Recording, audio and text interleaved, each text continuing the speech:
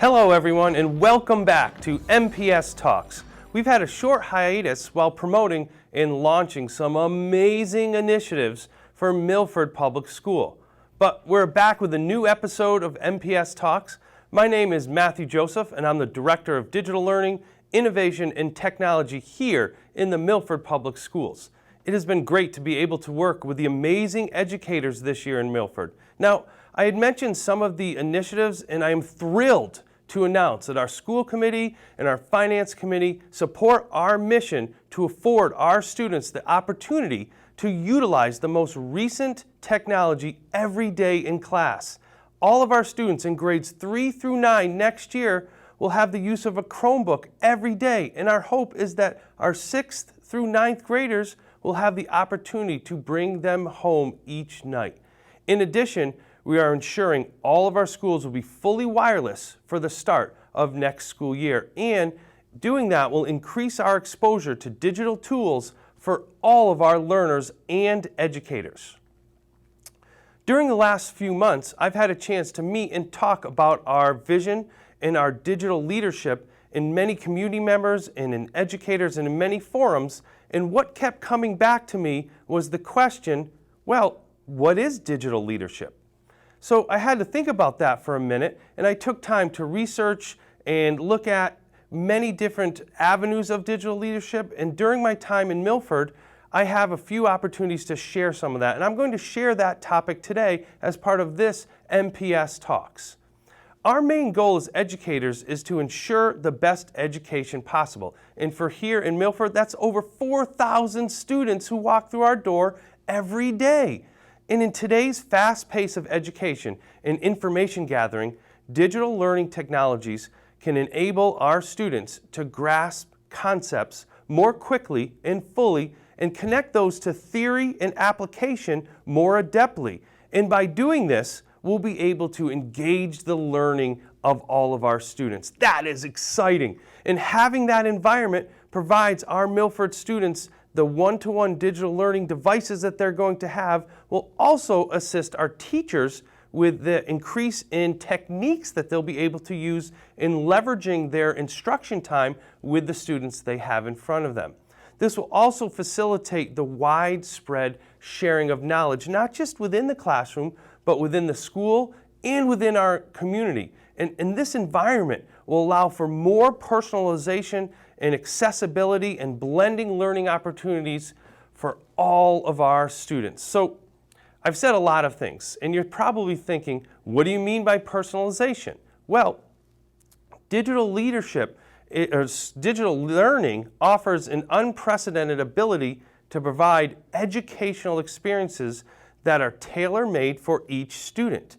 Teachers can also monitor their students' individual progress, identify specific areas of focus for each student with digital data, and then present solutions that'll address their specific needs. That's personalization. Students thrive in situations where educational experience has been customized to their unique needs. And our digital learning will provide teachers with the tools and the opportunities to offer individual learning programs. Then, accessibility embraces the idea that the digital devices can connect learning in Milford classrooms to other classrooms in Milford. And as I said earlier, not only the classrooms in Milford, but the classes across the country, and share insights, boost our own learning and experiences, and our communication skills. So finally, blended learning opportunities incorporate both face-to-face and digital learning opportunities. The degree to which digital learning takes place and the way it is integrated into classrooms and curriculum can vary across schools and teachers, but the strategy of blending online learning with school-based instruction is often utilized to accommodate students' diverse learning styles and enable them to work before or after school in ways that are not possible with just conventional classroom instructions. Now, this all sounds great, but I'm sure you're asking the question that we asked at the beginning, so what is digital leadership? Well, school leadership is the process of enlisting and guiding the talents and energies of the educators, students, families towards achieving common educational goals. With the new paradigm shift in education today, digital leaders move this educational shift forward in a school to enhance the learning environment through research of best practices and tools to articulate that vision, to make that vision a reality. Leadership is all about influencing and motivating others to work towards achieving a specific goal. The question then becomes, how can a digital leader stand out from the rest for making a difference, for inspiring others, and what can we learn from such digital leaders? Well, one person I think about a lot is Simon Sinek, and he has said there are leaders and then there are those who lead. I have studied leadership while at Boston College, and I take those strategies and overlap them with the new digital age of instruction. I think the first thing that digital leaders can do is lead by action. People follow people. People don't follow positions. They respect people that they trust. They associate people in whom that they believe in. They follow people who have demonstrated they deserve to be followed. That requires action. You must take action that inspires the people that you want to follow. Nobody follows anyone who doesn't do anything. People follow others who do something of significance. The role of changing practice, especially in a digital paradigm shift, is very large and needs leaders to move that practice and change mindsets. You can't just talk about it, you have to do it. And when people see you accomplishing something worthwhile, they will follow. So having a vision is paramount to becoming a digital leader. Vision is a mental picture of the future and is an idea of what the future can hold but has not yet happened. This vision is a thing inside of us that guides us, and it creates a desire to grow and improve. Our vision embodies our hopes and ideas. It gives us a sense of purpose and brings us small glimpses of what is possible. And this vision, when we have this dream of this building or school or classroom or design, it is how we grow as learners, how we grow as educators, and how we are going to grow as Milford Public School. So why is vision important in digital leadership? Well, as I said, vision shows us where we are headed or we're planning to head in this ever-changing environment of K-12 education. As a leader, you have to look forward and see how your students will best learn and retain information. Vision helps educators prepare for the future of instruction. It also provides motivation and inspires us to keep moving forward, and others will see that and follow. Moving forward will help articulate the goal and keep the results in mind. That is critical. What are the results? Leadership action is having that vision, and it'll give the person who is the leader the strength to carry those ideas forward all the way to the end, especially in an educational space where our digital tools and instruction practice change so often. And when I've talked to people, a lot of the pushback from digital learning or digital leadership comes from asking, why do we need to teach like this? Why do we need these computers, or why do we need these resources? My students do well in the past, why change now? With all of life's distractions and apps and subscriptions vying for our attention, it can be hard to feel a sense of accomplishment. As a leader, acting on your vision will provide you with the focus needed to accomplish your goals. Vision helps leaders work on what is important to achieve the desired student success and not get caught up in the mundane stuff. Having a strong vision and an articulated vision is the start. Once you have that vision, it is critical to be visible and make a difference to make sure we move from vision to action. So often it is teachers who provide that initial inspiration for students that becomes a lifelong learner. That student gains that learning in school and continues it because of the great teachers that we have. Individuals make a difference by making difference with individual students, collaborating with them, students collaborating together, or with educators collaborating with educators. It's critically important to show students that we care about them and how well they are learning. That subject matter is on us to make sure we communicate that. It's also critical when collaborating with staff that we show that we respect each other in this process and in this journey. This care and this respect can be using the most current and effective learning tools. That really shows the students we care. Being a digital leader requires the action of making a difference by being respectful and being relevant. To make a difference, individuals must be willing to be able to create and conduct a social environment for learning, and students must be open to the experience of learning in this environment. Making a difference is not about what we do or how we act, rather it's about how we teach and how we act outwardly.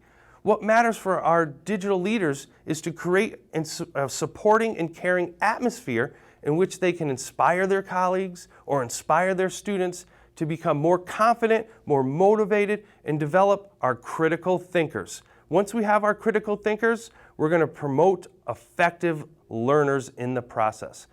Critical thinking doesn't mean thinking harder before giving an answer. It means being critical of all the possible answers. If students are asking more questions and doing digital research and feel comfortable doing so, you can rest assured they will continue that habit outside of their classroom, and that is our role. Having digital tools will assist in this process and directly show how you have made a difference in a student's or a colleague's lives. Now that is action.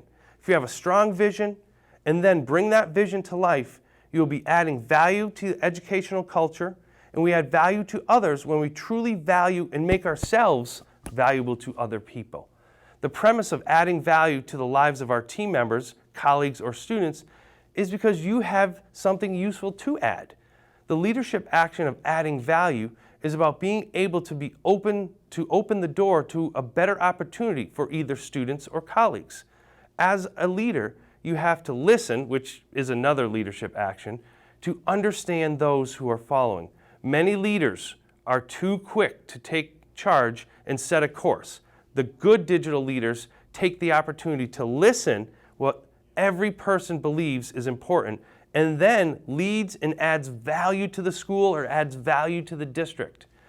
As digital tools have grown, so have the opportunities for making a difference.